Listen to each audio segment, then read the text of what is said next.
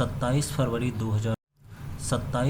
2002 को अयोध्या से पुनः गुजरात लौटकर आ रहे कार सेवकों को गोधरा स्टेशन पर खड़ी ट्रेन में मुसलमानों की हिंसक भीड़ द्वारा आग लगाकर जिंदा जला दिया गया। इस हादसे में 59 कार सेवकों की दर्दनाक रूप से मृत्यु हो गई। रोंगटे खड़े कर देने वाली इस घटना की प्रतिक्रिया स्वरूप समूचे गुजरात में हिंदू मुसलमान दंगे भड़क उठे।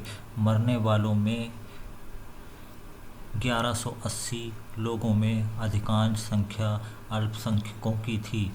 इसके लिए न्यूयॉर्क टाइम्स ने मोदी प्रशासन को जिम्मेदार ठहराया।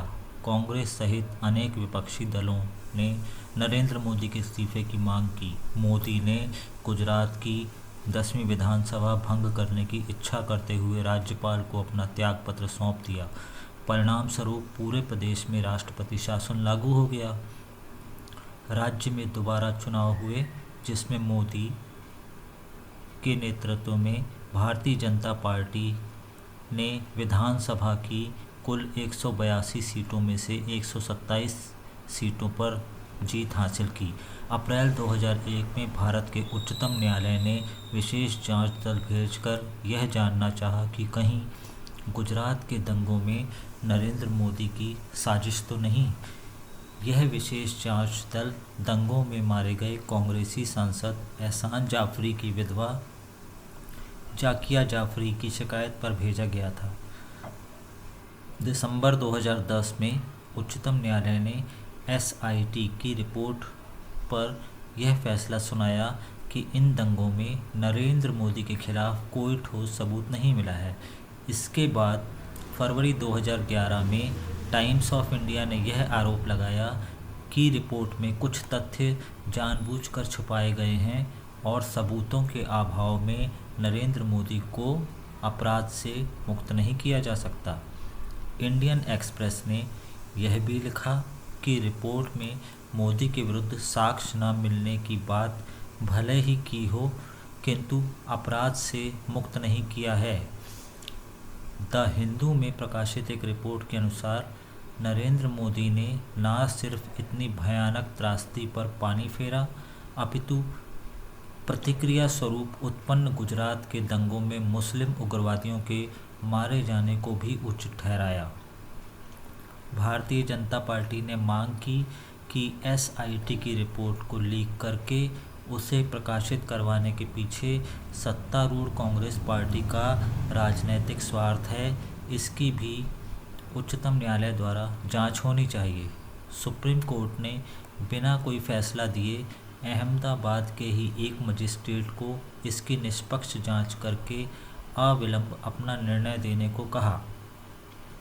अप्रैल 2012 में एक अन्य विशेष जांच दल ने फिर से यह बात दोहराई कि यह बात तो सच है कि ये भीषण दंगे थे, परंतु नरेंद्र मोदी का इन दंगों से कोई प्रत्यक्ष हाथ नहीं है।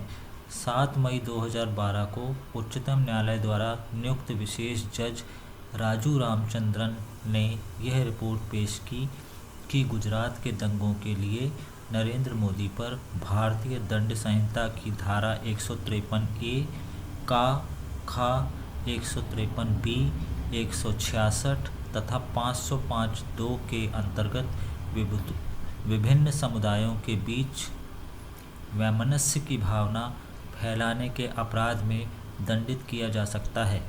हालांकि रामचंद्रन की इस रिपोर्ट पर विशेष जांच दल SIT ने आलोचना करते हुए इसे दुर्भावना व पूर्वाग्रह से परिपूर्ण एक दस्तावेज बताया।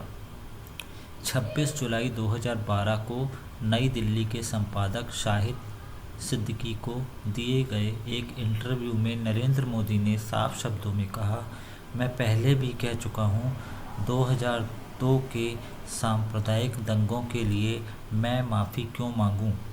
यदि मेरी सरकार ने ऐसा किया है तो उसके लिए मुझे सरेआम फांसी दे देनी चाहिए।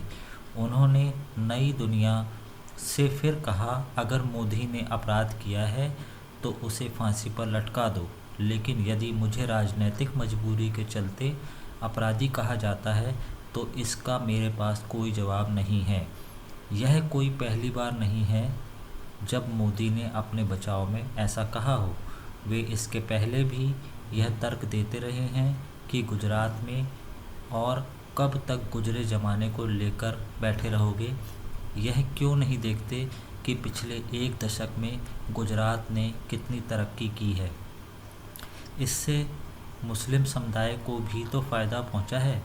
लेकिन जब केंद्रीय मंत्री सलमान खुर्शीद से इस बाबत पूछा गया तो उन्होंने दो टूक जवाब दिया, पिछले 12 वर्ष में यदि एक बार भी गुजरात के मुख्यमंत्री के खिलाफ FIR दर्ज नहीं हुई है तो आप उन्हें कैसे अपराधी ठहरा सकते हैं। उन्हें कौन फांसी देने जा रहा है। बाबरी मस्जिद के लिए पिछले 45 सालों से कानूनी लड़ाई लड़ रहे 92 वर्षीय मोहम्मद हाशिम अंसारी के मुताबिक भाजपा के प्रधानमंत्री पद के उम्मीदवार नरेंद्र मोदी के प्रांत गुजरात में सभी मुसलमान